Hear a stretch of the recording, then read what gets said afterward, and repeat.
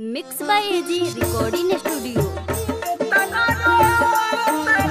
कहरी के मंगावा में से नूर हमके दे खातारू जाने भइल कौन हमारा से भूल की इतना रोआवतारू जाने भइल कौन हमारा से भूल की इतना रोआवतारू। डीजे प्रभुनंद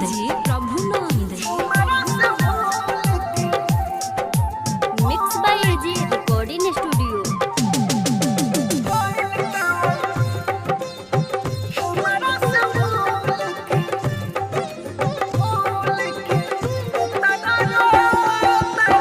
भूले के चाही भाकिर भूले नहीं इतना सतावतारू। भूले के चाही बाकिर भूले नहीं इतना सतावतारू जाने भइल कौन हमारा से भूल की इतना रोआवतारू। आप सुन रहे हैं एजी एंटरटेनमेंट की धमाकेदार प्रस्तुति।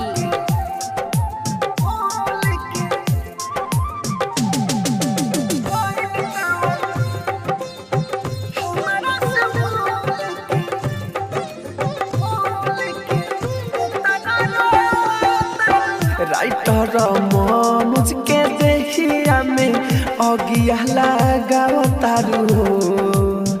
राहुल राजधानी के देखिया में अगिया लगावतारू जाने भइल कौन हमारा से भूल की इतना रोआवतारू।